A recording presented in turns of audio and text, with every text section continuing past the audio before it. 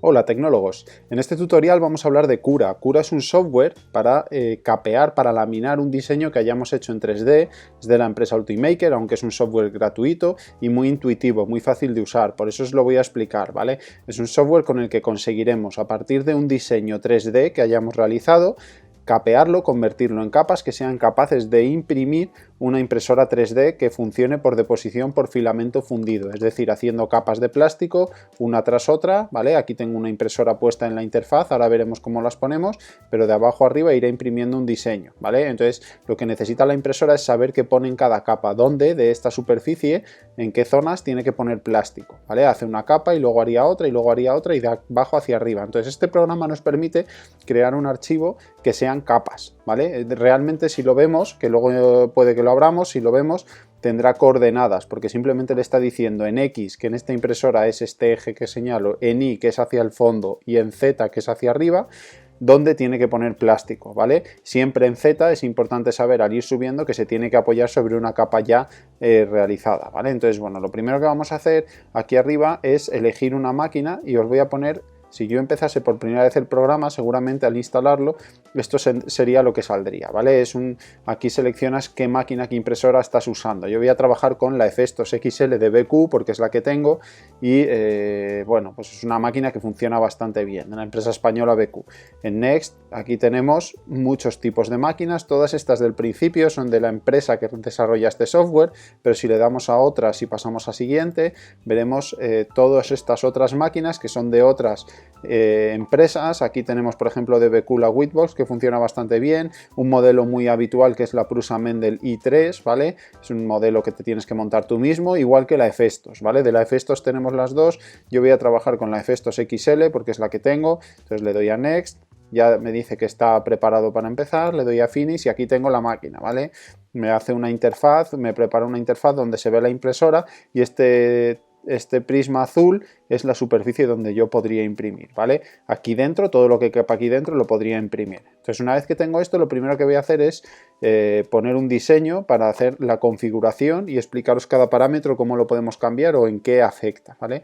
Vamos a cargar desde aquí en escritorio esto, que es un diseño que me he descargado de Thingiverse, de mi compañera Sonia, de BQ, que hace unos diseños alucinantes. Este es un robotito articulado. Entonces, bueno, le doy a abrirlo y aquí lo tenéis, ¿vale? Un robotito que se imprime de una sola vez, pero después de impreso yo puedo romper estas patitas y estos bracitos, unos enganches que tiene por dentro y lo uso, ¿vale? Entonces, bueno, aquí lo tenéis, es muy mono, muy adorable.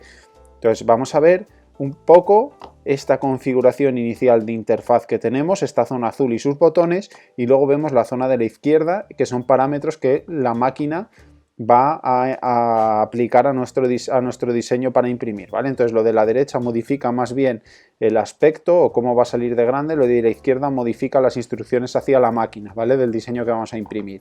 Bueno, aquí tengo a mi robotito, lo primero que voy a hacer es ver los botones de abajo a la izquierda. Tenemos uno para posicionarlo en la superficie de impresión, en el plato de impresión, este de cuadraditos azules más oscuros y más claros, que al seleccionarlo pues puedo girar la pieza, ¿vale? Si queréis que salga de otra forma al imprimirse, la puedo girar. De hecho, a veces puede que salga del revés como queremos y podríamos darle la vuelta porque queremos que salga de esta posición, por ejemplo, ¿vale? Si empezáis a darle vueltas y a girar ángulos raros, se puede perder y no sabes volver a la posición inicial y ya lo tienes difícil. Hay un reset, el reset lo deja tal cual estaba al principio del todo, ¿vale? Para salir de esta visualización, pues pinchamos fuera en cualquier punto, volvemos a seleccionar a Whip y aquí tenemos otra opción que es escalar. Escalar es para hacerlo más grande o más pequeño. De hecho, también lo puedo hacer directamente con el ratón, ¿veis? Lo que pasa es que aquí te mantiene en el centro, una vez que suelte te lo vuelve a colocar sobre la superficie y así se queda de tamaño, ¿vale? Entonces aquí no se ha cambiado nada al jugar con ello hasta que no salga, lo seleccione, vuelva a entrar, ¿vale? Y ya sí que se cambia. Cambio sí que lo puedo cambiar aquí manualmente, ¿vale? Puedo venir aquí, poner 1, que era lo que había inicialmente, porque lo he hecho bastante grande. puedo cambiar las medidas con un multiplicador, decirlo que lo quiero 1,2 veces más grande, es decir, un 20% más grande, 1,5, etcétera, o lo puedo cambiar por medidas. Si queréis que tenga una longitud, una altura máxima, o lo puedo cambiar aquí, directamente poniendo medidas en milímetros. También puedo solo modificar una de sus medidas, no todas. Para ello tengo que desbloquear el uniformar escala y puedo hacerlo crecer solo en Y, por ejemplo, o en X, ¿vale? Vamos a ponerle en X un 2 para que veáis lo que ocurre. Si yo le pongo un 2 aquí, pues se achata porque solo crece en este eje, ¿vale? Bueno, esto a veces nos puede interesar, imaginar figuras que, por ejemplo, imprimimos un llavero y es una figura que sube hacia arriba y tarda un montón porque es muy grueso el llavero. Entonces yo quiero que sea menos grueso, que sea menos alto. Una de las opciones es reducirle la escala en Z, que sea más bajito, ¿vale? Para este no es tan importante. Igualmente aquí tenemos otra opción que es resetear, que lo deja tal cual estaba al principio, y otra interesante que es hacerlo lo más grande posible. Si yo le doy a to max, hace el robot más grande que cabe en mi impresora, ¿vale? Bueno, le voy a dar a reset y lo dejo tal cual estaba al principio. Y por último tenemos aquí otra opción que es para hacer el espejo de la figura. Imaginad que queremos hacer un simétrico. Yo tengo un ejemplo de algo que me ocurrió para que entendáis cuándo lo puedo usar. Era una cercha de un polideportivo, es decir, una viga de la parte superior, y había hecho la parte de la izquierda solo, ¿vale? Él había dividido en dos y había hecho la cercha del centro hacia la izquierda. Y luego quería hacer del centro hacia la derecha, y eso es un espejo. Entonces con la que había hecho, pues la transformé con este espejo, ¿vale? Si veis aquí en el Mirror X no ocurre nada porque este robot es simétrico, pero si le doy al Mirror Y sí que ocurre, ¿vale? Se da la vuelta. ¿Por qué? Pues porque lo cambia en ese eje y el Z lo voltearía, lo pone del revés, ¿vale? Entonces, bueno, en esta figura pues no tiene sentido aplicarle ninguna de estas condiciones. Luego tenemos otros valores importantes que nos aparecen aquí, ¿vale? Ahora está cargando el diseño, ahí lo estoy dejando, y es el tiempo que tarda según la configuración de la izquierda en imprimir este robotito.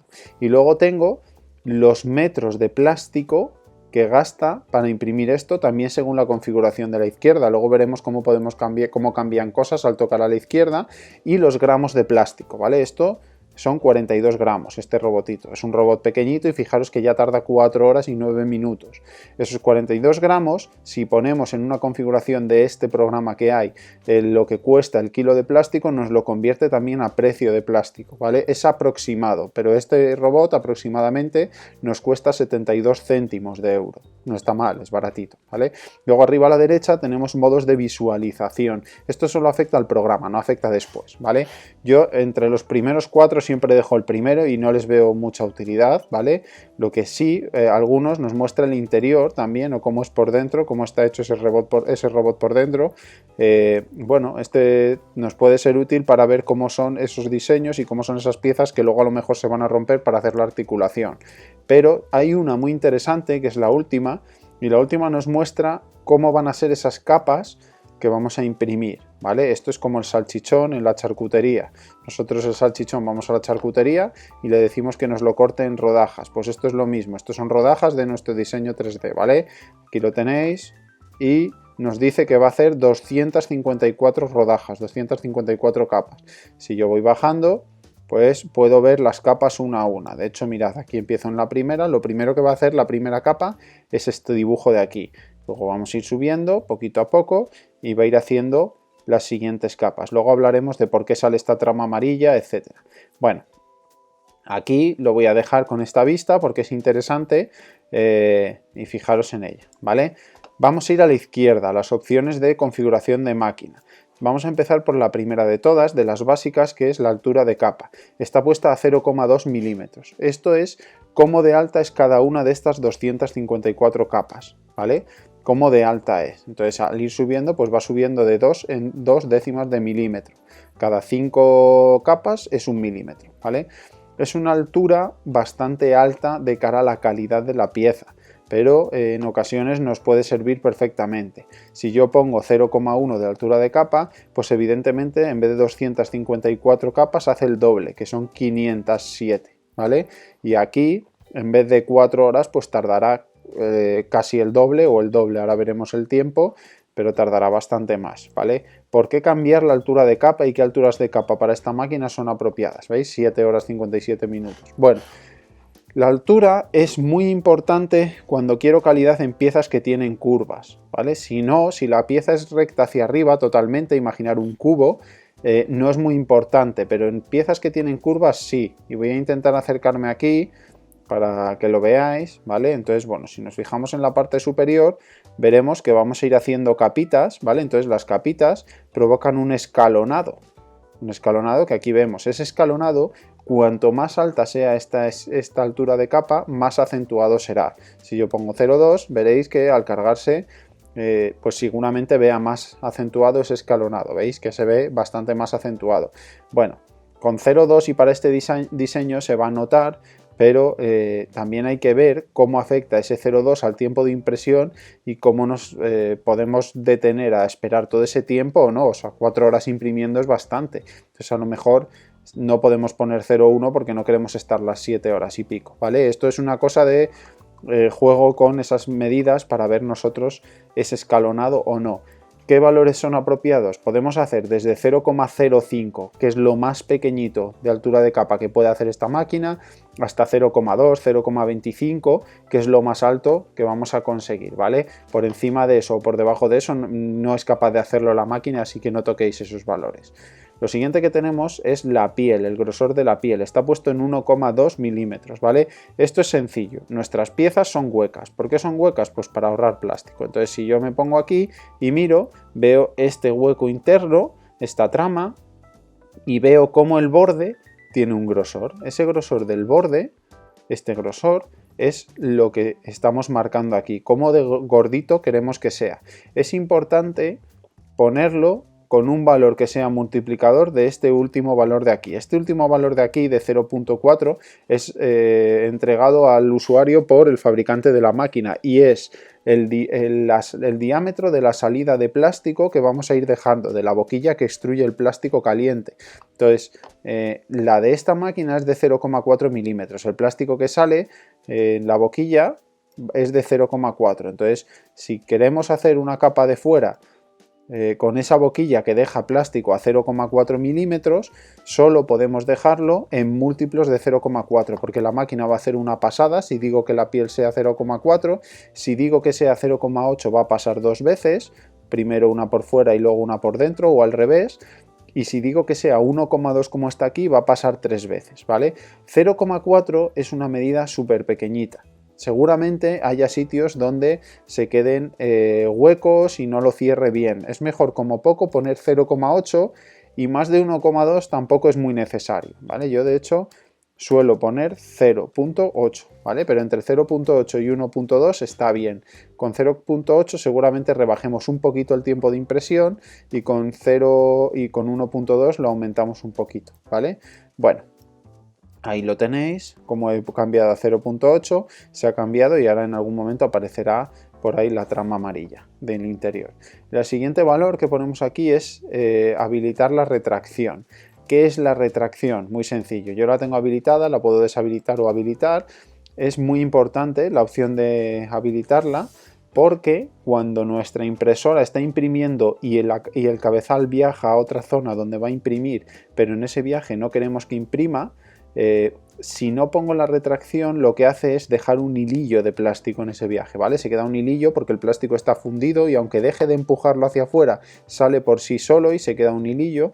La retracción es simplemente que cuando viaje sin imprimir, chupe el plástico hacia adentro. De esta forma nos evitamos poner esos hilillos entre las piezas, ¿vale? Entonces yo siempre la dejaría habilitada cuando vaya a haber viajes en los cuales haya que ir sin imprimir. Por ejemplo, entre esta zona de fuera y esta zona de dentro, pues hay un viaje aquí en el que no vamos a imprimir, con lo cual lo dejamos habilitado. Luego tenemos las opciones de relleno. Lo primero de aquí es el culete y la parte superior de la pieza, qué grosor le queremos dar. He puesto 0,6 milímetros, o lo ha puesto la máquina ya por defecto desde el principio. Entonces esto es simplemente cuántas capas macizas hacemos antes de empezar el relleno, ¿vale? 0,6, veis que esta primera es maciza y la segunda incluso, si soy capaz de avanzar solo esas, también. Luego a partir de aquí ya empieza a hacer el relleno. En la 4 ya está haciendo relleno, ¿lo veis? ¿Por qué en la 4? Bueno, pues que si cada capa mide 0,2 y yo le digo que haga 0,6 macizas, son 3 capas, ¿vale? Entonces 3 capas macizas y empieza a hacer ese relleno que es más ligero en plástico, ¿vale? Y arriba igual, arriba veremos que las 3 últimas son totalmente macizas, ¿lo veis? Cierra relleno, cierra relleno, cierra relleno. Bueno, ¿qué altura ponemos aquí? Con 3 pasadas, que son 0,6, pero hay que relacionarlo con esta altura. Si yo aquí he puesto 0,1, 3 pasadas sería 0,3. Con 3 pasadas rellenamos perfectamente. Con menos seguramente no seamos capaces de rellenar esto. Imaginad que nuestra parte superior de la pieza es esta, ¿vale? Entonces cuando yo hago una pasada sobre esta trama, sobre este andamio interior hueco, el plástico va quedando hundido porque no tiene tanto soporte. La siguiente, que la hace en otra dirección, todavía no lo cierra del todo bien. Entonces la segunda capa suele quedar bastante bien, pero todavía queda algún agujerillo que no ha conseguido cerrar del todo. Y la tercera ya es la que queda perfecta con el plástico sobre las dos anteriores. O sea que como mínimo poner 3 veces la altura de capa. 0,6 está muy bien, ¿vale? Si queremos que sea algo muy macizo, podría ser 0,8. Y si quisiésemos que fuese una pieza muy simétrica, imaginar un dado en el cual todas las caras queremos que midan lo mismo, el valor de la parte de arriba y la de abajo sería el mismo que el del espesor de piel, para que fuese por todos lados de la misma forma, ¿vale? Hay mucha gente que esto lo pone como valores iguales, para que la pieza por todos lados tenga el mismo espesor. Yo lo voy a dejar a 0,6.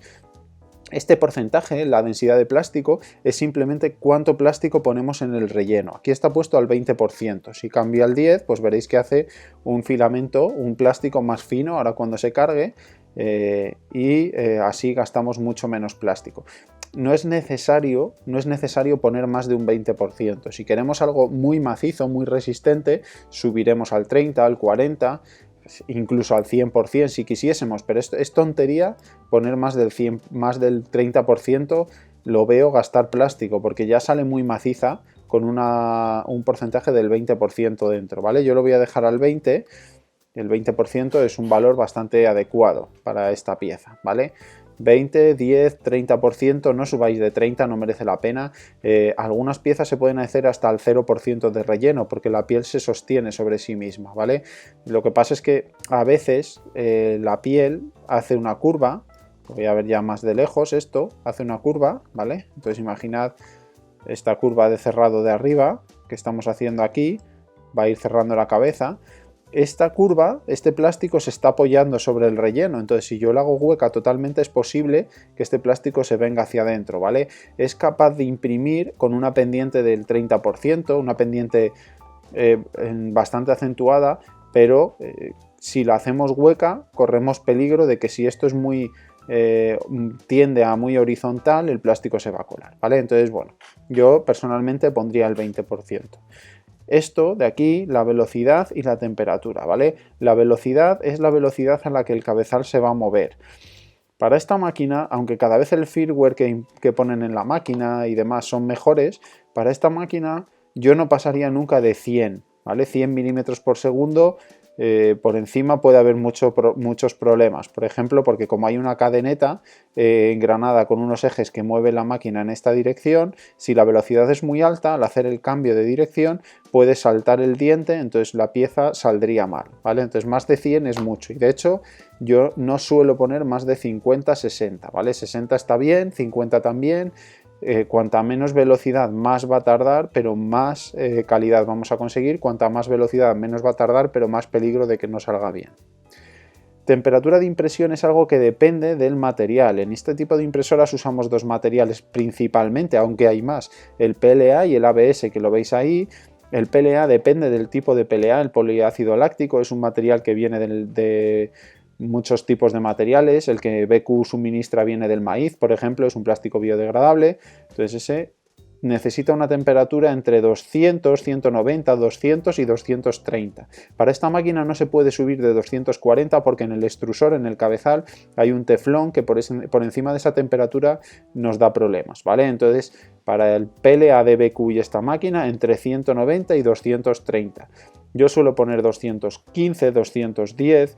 Cuanto más baja sea esta temperatura, más sólido va a salir el plástico y cuanto más alta sea, más líquido, ¿vale? Esto quiere decir que si es más líquido se asienta bien, pero también hace un efecto como que se deposita demasiado, ¿vale? En la pieza. Entonces, bueno, tampoco lo pongáis muy alto. Yo he visto otros PLAs que funcionan a 170, temperaturas más bajitas. El ABS, que viene del petróleo, necesita más temperatura, 230, 240, ¿vale? Bueno, esto de aquí, soportes. ¿Qué son los soportes? Para ello ya voy a cambiar el modo de visualización, lo voy a dejar en normal y vamos a ver soportes. Aquí ya tenemos un soporte que Sony ha generado automáticamente para la cabecita de este robot, pero a veces hay piezas que necesitan soportes. Pensad en el Cristo de Brasil, este que está en la montaña con los brazos estirados. Ese brazo, a la hora de imprimirlo, imaginar que va subiendo la impresora y de aquí sale un brazo horizontal, no es capaz la impresora de hacerlo porque ese plástico se deposita sobre la nada y se cae, ¿vale? Entonces, frente a ello, podemos hacer un andamiaje y esos son los soportes tipo, ¿vale? Entonces yo tengo dos formas de poner soportes y despliego esto, que sería lo que está tocando el plato, es decir, por encima de este plato de impresión, y lo que está en cualquier lugar. Esto, si yo pongo el touching build plate, el tocando el plato, lo que haría es generarme, por ejemplo, este soporte que Sony haya puesto por sí sola, esto delantero de aquí que sujeta la cabecita, ¿vale? Esto lo haría solo, pero si pongo en cualquier sitio, también a lo mejor me generaría, por ejemplo, un soporte aquí para sujetar esta parte de la cabeza. Podría suceder, ¿vale? Entonces, bueno, es simplemente lo que está tocando el plato o en cualquier lugar donde se necesite. En esta pieza, como los soportes ya los ha generado Sony en el diseño, no los vamos a poner. Y la plataforma de adhesión es, bueno, tenemos dos tipos, voy a poner una y os voy a enseñar lo que es. Para eso vamos a ir a las capas otra vez y vamos a ver cómo lo genera y cómo ahora va a hacer esa superficie. Es esto de aquí, ¿vale? Amplía la base en contacto con el cristal. En determinados tipos de pieza como esta no es para nada necesario porque ya toca bastante, pero hay piezas que están en contacto con puntos muy escasos en el cristal y es difícil que ese plástico se pegue. Entonces, para que se pegue bien al vidrio, vamos a poner aquí una plataforma de adhesión que es en la primera capa poner más plástico del necesario y construir sobre eso, ¿vale? Es como hacer una peana, un soporte que se pegue bien, luego habría que quitarlo después de la pieza, ¿vale? Nosotros aquí no lo vamos a poner porque no es necesario. Lo siguiente que tenemos son opciones de filamento, ¿vale? El diámetro del filamento es algo importante. Generalmente la primera vez que imprimimos y si cargamos una máquina que no es la nuestra y vamos cambiando, podemos tener otro filamento como 2,85, ¿vale? Si pone aquí 2,85, que es la otra medida comercial, o 1,75 son el espesor del hilo de filamento que viene en el rollo y que vamos a poner.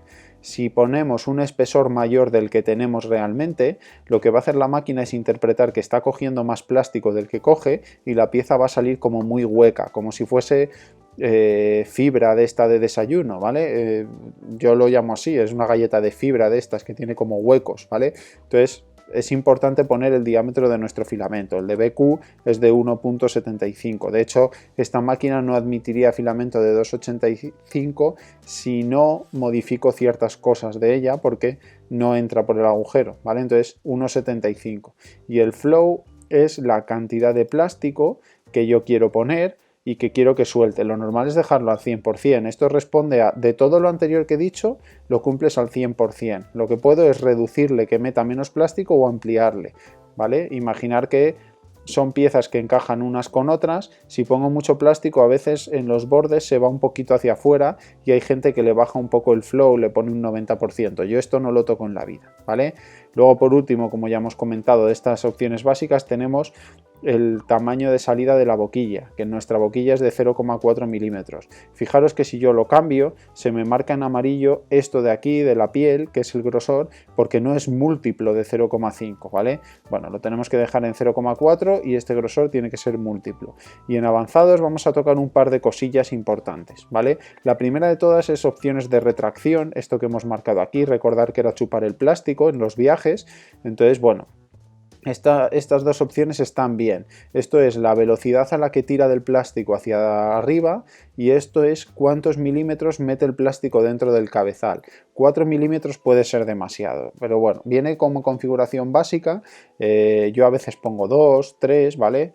Pero bueno, con 4 milímetros puede ser demasiado porque a lo mejor no le da tiempo a subir y bajar en el viaje, entonces yo sí lo toco a veces. Del resto, bueno, fijaros en esta de aquí, es algo que es importante y es que la primera capa tiene un poquito más de espesor que el resto, 0,3 milímetros, ¿vale? Entonces la primera de todas, la de abajo, que está abajo del todo, es un poquito más gordita. El resto son de 0,2 o de 0,1 o como hayamos puesto, pero yo puedo decir que sean todas iguales. Bueno, lo voy a dejar a 0,3 y sí que voy a decirle, aquí voy a explicar otra opción que a veces yo sí cambio, que es cortar el objeto, cortar el culete del objeto, ¿vale?